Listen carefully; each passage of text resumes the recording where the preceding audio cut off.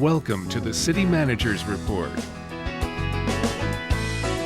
The City Manager's Report is your preview of the next Oshkosh Common Council meeting agenda and an update from your Oshkosh City Manager. Your hosts, Emily Mikowski of Oshkosh Community Media and City Manager Mark Roloff. Hello everyone, and thank you for joining us on your City Manager's Report, your source for all things local Oshkosh, hot topics going on, and a preview for your City Council meeting agenda. I'm your host, Emily Mikowski, and joined by me, as always, is your City Manager, Mark Roloff. Thank you so much for joining us today, Mark. Great to be here, Emily. So we'll go ahead and dive into our hot topics for the first half of today's show, and then we'll return from our break with a review of the council meeting agenda for July 22nd, 2014. So Mark, first up, we've got a really hot topic here is the OPD Command and Community Outreach Vehicle is on the streets of Oshkosh currently, as of last Saturday, it seems. Really excited. The police department had partnered with the Oshkosh Area Community Foundation for a fundraising effort. And this vehicle, when all is said and done, it's going to cost over $300,000, but the community has raised over $200,000 to get this project off the ground. And it's just a wonderful vehicle, but it's, command and community outreach, and there's really two functions there. The command part is for traditional police command unit for events or emergencies, things of that nature, but it really wouldn't have justified itself just for something like that. The community outreach is where the Community Foundation got involved, and Police Chief Scott Royal really had a great vision to reach out to the community and engage the community to become partners. And the mantra that they have, know us before you need us, they really want to engage the community and get them involved and get them interested in what's going on. So this vehicle was just at the farmers market this past Saturday. Rock USA is going on this weekend, so it'll be at a lot of the large special events. It'll also be out for community events, be it large or small, neighborhood association meetings, all sorts of different ideas to get the community engaged with the police department and become partners in crime prevention, community improvement. Other departments are going to be involved. So, you're seeing a lot of video that shows a lot of the guts of the vehicle, but it's getting people in, talking to them. It's a roving office of the police department. So you can talk to an officer, talk to your team police leader for the area of town that you're in. It's really going to be a wonderful tool for the police department to get the community engaged. And I can't thank the Oshkosh Area Community Foundation enough for really seeing that this is going to be something of value to the entire community for many years to come. Huge collaboration with the Oshkosh Community Foundation. And like you said, their whole know us before you need us idea, it really goes along with that. And from what I understand, it's not only at the main events and some other smaller events. They want to get this thing out every day, right? I think the chief's goal is to have this out 200 days a year. Okay. And the officers with the different districts are going to request that, so they'll have it out there to literally just meet the public so that they get to know their local police officer. If the weather's not great when they use it, no big deal. Come on into the vehicle. It's come into my office, come into my roving office, and it's a very attractive vehicle, so it doesn't look like intimidating that people won't want to approach it. No.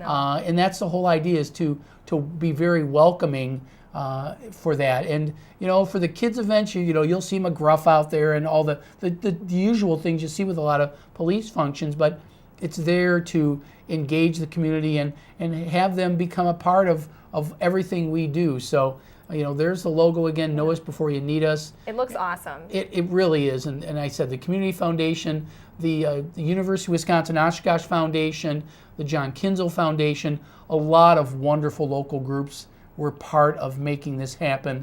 And we really thank them for recognizing the value that it provides our community. Yes, and we're really looking forward to seeing it out on the streets as we're driving around. Maybe we'll see it out in Oshkosh hopefully soon.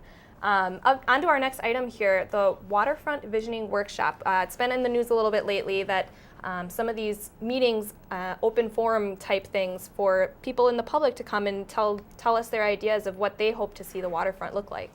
This starts back to a discussion that took place last fall when there was a development proposed along the riverfront, along Marion Road. And there was a question about, well, is this what we really want? And so the council and the plan commission said, we really need to find out what the community has in mind, what they envision for the riverfront.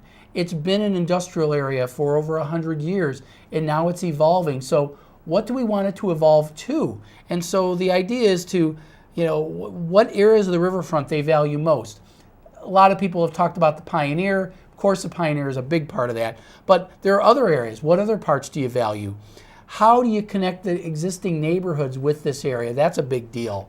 What needs to be preserved? What's out there that they would like to preserve? What uses out there should be prioritized, or what potential uses could be prioritized? What do you want to see the most of? And what future development should look like? Kind of getting into the quality. Do you want more residential? Do you want more office? Do you want this or that? It's not just about the Riverwalk. The Riverwalk is already in play, but what do you want to see go along with the Riverwalk? Mm-hmm. So it's engaging the community to get a little dreamy. This isn't the budget part. The budget part's really tough. Mm-hmm. But if you don't have an idea of what you want to do, you can never figure out how much it's going to cost in the first place. So this is just to get people thinking about it so that at least you get an idea that as we move on, you'll be able to say you had some input. So we've got 3 public workshop dates. The first one is Wednesday, August 6th, 5 to 7 p.m. at the Convention Center. The following one is really intended more for the business community, more for during the business day. That's going to be Wednesday, August 13th at 11 a.m. to 1 p.m. at Beckett's. The public is welcome to that one as well, but that's more time for the business community. Mm-hmm. And then Wednesday, August 20th, another session, 5 to 7 p.m. at the Senior Center. So we're going to be having a lot of input that we want to get. So we want to get as broad a perspective as possible from the public on this. Yes, and I know, like you said, we're hoping to get specific here because we know everybody wants this area to be redeveloped and, moving on with it, but what exactly do we hope to see out of it? And I know we talked about that with the Pioneer in the last episode of CMR, really looking at the pros and cons of what those specific ideas would be, and this is just lengthening it out beyond the Pioneer to the riverfront. Sure, and we know that people want the Pioneer to something to be done with the Pioneer. Mm-hmm. But what do you want to see? What do you really envision? And go beyond the Pioneer, up and down the river. This is going from the Lake Butamore Causeway by Highway 41 all the way into town, all the way out to Lake Winnebago. So you're talking about a big area, and that's a lot to dream about. So that's why we're having 3 sessions. We want people to really think this through. And if they want to come back and give more input, that's great too. The more input we get, the better. And this is not a master plan meeting or anything like that, is it? Master plan gets into a little more detail, so we're not asking for the detail that we want to see, a specific restaurant or a specific use. It's more, what do you want to see in general? I mean, you might throw in, I envision this, but we want people to be very idealistic about what could be done out there, because if you don't dream big, you can't really get those ideas out on paper, so that when you do a master plan, you have some vision to go along with it. Excellent. So again, those workshops will be on August 6th, 13th, and 20th. Open to the public. Come bring your ideas, big and small. It's all useful for them. EAA is coming up here. A lot of things going on, a lot of different events, and one that a lot of people look forward to every year is the Mayor's Breakfast. So Mark, when's the Mayor's Breakfast this year? Well, it's always a Friday of EAA, so this year it'll be Friday, August 1st. It starts at 6 a.m., so bright and early, but there are a lot of people who come really early because they still want to take in everything the EAA has to offer. This is really the only event that community event that takes place off the EAA grounds. A lot of visitors from EAA come here. A lot of them are staying down at the dorms at the university, come down for breakfast before they head out to EAA. But a lot of people come from the EAA grounds, come out to the breakfast. It's amazing the number of people that you see and talk to about this. And they cook a lot of eggs. You can see that, a lot of eggs, a lot of neat things that are there during the day. I've had ice cream for breakfast out there. Yes. It's a great thing. But it is to connect the community and the people with EAA. But that also means that the public's invited too. So absolutely, if you've never been to it, it's at the Leach Amphitheater. It is a fun event. You get to meet people from all over the world, literally. And I've met people from different countries, literally all 50 states are there, just because they want to engage with the community. They like the community. They come to Oshkosh for EAA, but they genuinely like coming to Oshkosh in particular. So this is our way of promoting the community, getting people interested in our community. And the mayor has a committee of folks that have been doing this for a number of years now, and there's some great dedicated volunteers that have been doing this regardless of who the mayor is. They're just a great group of people that care about the community and about promoting it. So it'll be fun. And it's a great spot, the Leach Amphitheater. You couldn't ask for a better spot. Nice wide open space, and $5 all you can eat breakfast. You really can't go wrong with that, can you? It's a great deal. Yeah, it's $5, but like you said, it's well worth it. Oh, definitely worth it. Especially if you get ice cream too. Oh, right? absolutely. It's never too early for that. You got that right. A little update we have here from we think we talked about this in the last episode of CMR is the park shelter rental fee. There was some talk about possibly imposing a fee on the bigger events that tend to take over a large portion of the park. So what's the update on that, Mark? The Parks Board held a public meeting to get input on this issue. As we talked about last time, the issue was because these events tend to take over an entire park, and sometimes they use the shelter facilities there to the exclusion of the public, should they be charged a fee for that? And after the public input that they received, and after deliberating it, the Parks Board decided that they do not want to recommend something like that at this time. So I think it was a good process where they got input, and that's their recommendation going forward. Okay, so where exactly does that leave us? What's the next option here? I mean, if they're not going along with it now, where do we go from here? Well, from my standpoint, the staff won't be including any assumptions of extra revenue in the budget. We estimated maybe it's a few $1,000s a year. So certainly the council can ask about it over the course of the budget, but we won't necessarily propose it in the budget. We'll see where it goes. The council's aware of what the Parks Board recommendation is. Parks Director Maurer is not going to include that in his budget, and if the council wants to discuss it, we can. Great. And one other little update here is having to do with the Transit Board. I know we're always pushing to get people to apply for our boards and committees, and recently there's been a few openings on the Transit Board. So if you are interested in applying to be on one of our boards or committees, you can do that on the city website. Right on the homepage, there's a link that says I want to, and you can go ahead and apply it that way. You want to join a board or commission, you can do that. It's really an easy way to apply. Right now we need Transit Board members, but you can always put an application at any time for any board or commission. But because we have some vacancies for Transit Board, and there's things going on with transit, so if you're genuinely interested in getting involved in the community, that's a great way to get started. Yes, and always looking for more people too. So there's always absolutely. Openings. There's always turnover, always openings. Yes. So regardless whether it's transit or something, take a look. Maybe we'll have something for you. Yes. So now it's that time of the show. We're about halfway through where viewers have the chance to ask their city manager anything they want about current things going on here in Oshkosh. So let's take a look and see what the question mark segment is this week.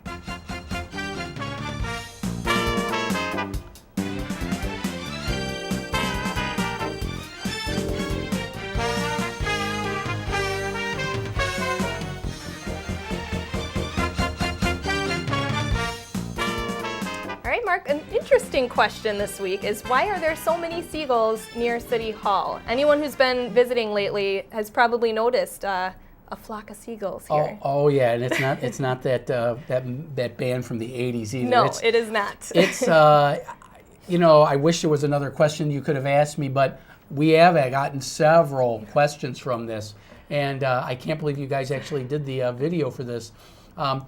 Over at the AT&T building on Algoma, directly across from City Hall, the birds decided to nest there. We're told that it's because of the type of roof they have. That rocky roof is actually attractive to them, so they started nesting there. And once they started nesting, they just took over. So you can imagine what happens when you have a lot of birds. It's not the greatest situation. AT&T is now aware of it and how it's been impacting the area. So they've been doing things to address the nest issue, but unfortunately, a lot of the hatchlings have already come out. So until the babies are ready to fully fly and get out of here, mamas are still very protective. It's probably gotten worse rather than better because the mamas get a lot more protective once the hatchlings are running around, and they're just now learning to fly. Unfortunately, some of the birds have been killed because they've been getting hit because now they're getting off the roof. But we're told by the Department of Fish and Wildlife that once the hatchlings are really more flying, they'll start looking for water areas because that's their natural habitat, and they'll fly away. But for the time being, it's a pretty annoying thing. We've gotten people visiting City Hall saying, "What's going on? Is this an Alfred Hitchcock scene?" I mean, there's sometimes you feel like you need an umbrella walking in the parking lot. Yeah, it's not the most pleasant thing. That's for sure. So, but we're hoping they'll disperse. That's what we're after a hoping. while. In theory, they're supposed to disperse, but right now the timing, I think AT&T got to it a little late, so we've got to wait a little bit longer. But I think what we're hoping is that they'll try to do some remediation so that they don't come back next year. So we kind of got to live with it for the time being. But if you are around City Hall and we can hear these all day long, so just bear with us. We'll hopefully AT&T will take care of it and push them somewhere else, hopefully closer to a body of water for future times. And until then, we can close our eyes and picture ourselves on the beach in Florida, listening to all the seagulls. Okay, you try that. I'll try it. So that's our question mark. If you'd like to send a question to Mark, simply email it to questionmark@ci.oshkosh.wi.us, and he'll answer it on the next episode of City Manager's Report. We're going to take a quick break, and when we come back, we'll dive into the City Council meeting agenda for this Tuesday, July 22nd. We'll be right back here on City Manager's Report.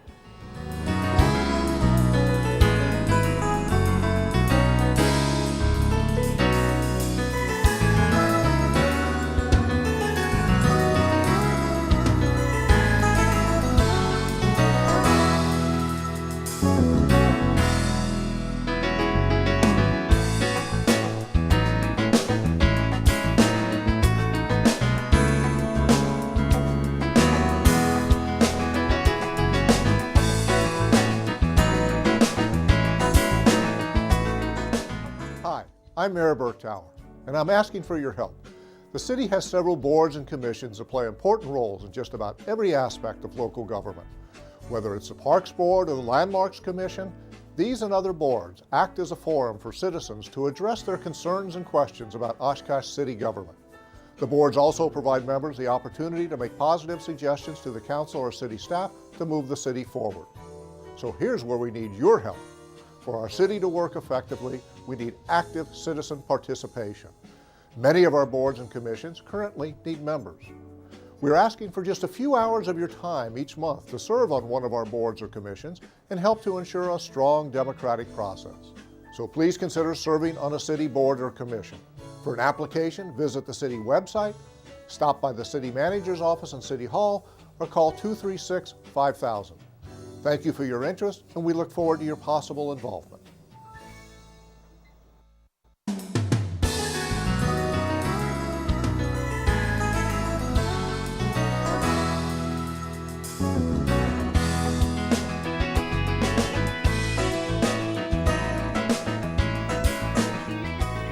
Welcome back to your City Manager's Report. And now it is that time of the show. We're going to dive into the Oshkosh Common Council meeting agenda for July 22nd, 2014. So first item that we want to talk about, Mark, is having to do with Dakota Street north of West 3rd Avenue. And this is over by the new field operations facility, correct? Right. This is part of the construction project. We purchased a number of properties on what Dakota Street used to be a street that dead-ended into the Public Works garage.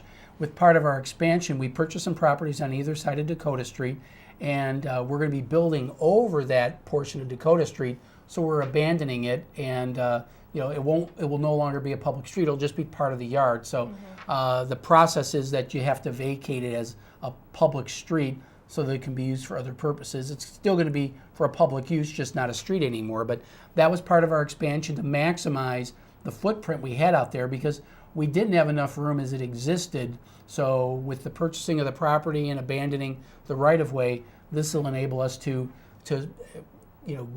gradually move across the southern part of that.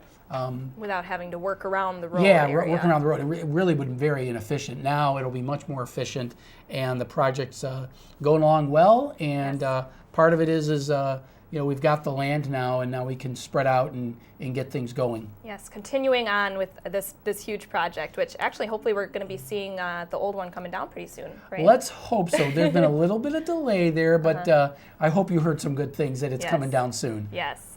Moving on to our next couple of items here, actually relating to each other, having to do with spot blight designation, one on 1212 Oshkosh Ave and one on 1210, I believe, Oregon. So what exactly, my first question is, what is spot blight designation? Usually when you have an area that has gotten very old and dilapidated, and it's gotten so much so that it's very unlikely that any type of private development will take place immediately, we can use the resources or the legal ability that our redevelopment authority has to acquire these properties, and it limits the city's liability, but it also enables us to potentially package these for future development.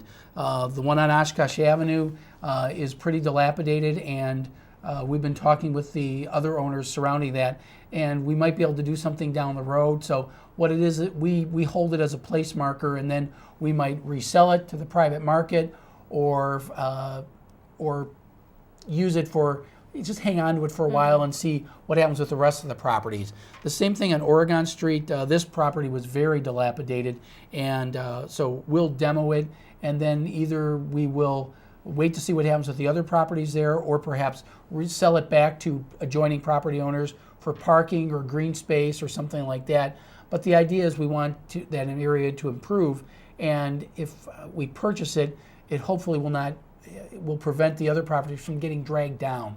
And that's what we're trying to avoid by helping them by acquiring it where maybe the private resources aren't there just yet to get that corrected. Okay, so part of that process, and right now there's no immediate plans for these properties. Not on any of them. It's really just preparing it for future development. But the idea is that it would get turned back for private use at sometime down the road. Great.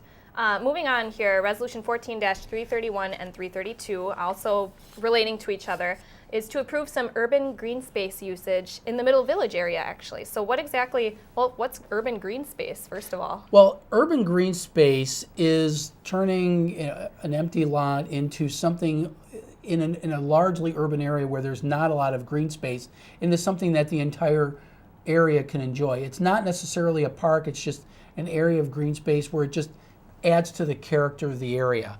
The Middle Village Neighborhood Association has been working very closely with the city, and I'm so pleased and proud of what they've done. They've organized themselves, they developed a neighborhood plan, and they said some of these lots that have been dilapidated, we would like them to be turned into something that we can be proud of. And we had acquired a grant a few years ago to acquire some of these dilapidated buildings. These are homes in these residential areas, and so we've torn them down, and now it's like, well, now what do we do with them? In one case here, it's really going to be green space, because the yards, if you remember, in the Middle Village area, the front yards are very small, so this gives you a little bit of green space other than that little swatch of... A little bit of breathing room. You got a little lawn, and that's about it. This gives more of a green setting. We might down the road do something with it, but the neighborhood association has stepped up and said, we'll take care of it on behalf of the city, and we just want to be able to enjoy it and maybe use it for congregating for neighborhood events, social things, just anything that the neighborhood wants to take advantage of. And then similarly, the other one, the urban green space is going to be at the southeast corner of Ida and Franklin. The neighbors know where that is. The other one is at the corner of Central Street and Parkway. That one, we had really good video, and I wish I'd remembered this. We tore this down, and we've got great video. Maybe sometime down the road we'll do a little before and after. Yes. At that corner, they want to do a community garden, and the Middle Village Neighborhood Association helped lead the effort to do a community garden over on Jefferson Street the last couple of years. Well, they want something a little closer to home. They're still going to help work on the community garden on Jefferson, but the demand is there that people want to use, have more community garden space, so they're going to develop the community garden right in the heart of their neighborhood. It'll add green space, but it'll be more functional green space, I guess. But community gardens are very popular. People are using them. They're really taken off here in Oshkosh. They really have. They've blossomed. Let's say that. Yes, they have. But they're very popular, and the community again is getting engaged in helping to make their neighborhood better. So we're happy to partner with the Middle Village Neighborhood Association. Really appreciate them taking the lead on these types of things. Yeah, the Middle Village really has, the Neighborhood Association in the Middle Village has really kind of been a trailblazer with the Neighborhood Association. So it's excellent to see that they're still making headway here. Really appreciate it. So moving on here, another kind of cool topic is Resolution 14-335 is for automatic passenger counters for the transit department. So what exactly are these going to be doing? Well, this was a goal that the council had given me a few years ago to keep track of what data about our ridership. We were literally keeping track of it by pen and paper, and it wasn't very reliable. What this is technology can do is can identify when somebody is boarding or alighting or unboarding the bus. And we're going to add some other things down the road, but the idea is to keep data about where our ridership's going, how much ridership we have, where they're getting on, where they're getting off, what routes are being used, and how often they're being used, what are our most popular routes, you know, those types of things. And I think better data leads to better decisions on developing or changing routes. That was an issue when we changed the routes. We want to make sure, are we getting the bang for our buck with ridership? Excellent. And this, I mean, it's really valuable information, like you're saying, and a more reliable way of attaining that information. Yeah. The cost is $46,000. About 60% of it's going to be covered by a federal grant. So we're getting a good value for our money, and it'll be good data that we'll have. Wonderful. Our next item here, we can't get through an episode of CMR without talking about stormwater. So here we are with the rain barrel workshops that we're looking for actually using some grant funds on. Our Sustainability Advisory Board identified a program that will basically help people learn how to make their own rain barrels. And so that can take water runoff from your roof, and you can use it for gardening or whatever use you have around your house, but usually it's for gardening.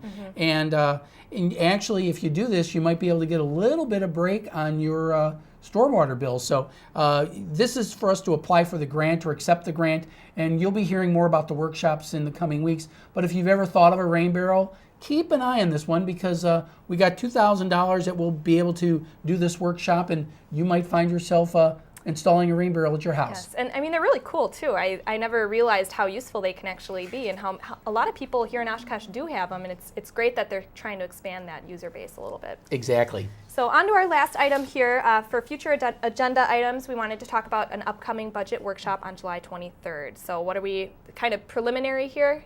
Yeah, the council in the past has asked for more information in advance of the budget being presented. This is to give them an overview of where we are from an economic standpoint with our economy in general, where the state budget is, what funds we can or may not expect from the state, as well as cost projections we're making on personnel, which is a large part of our budget. It's get the ball rolling and getting the council prepared so that when they get the budget document, they have a pretty good idea of what to expect, so that there's fewer surprises and a better understanding as we enter the budget. Great. So we can look forward to that on July 23rd, Wednesday at 5 p.m. You can catch it here on City Cable 10 as well. So that's going to conclude our episode of CMR today. Thanks as always for joining us, Mark. Again, the City Council meeting is this Tuesday, July 22nd at 6 p.m.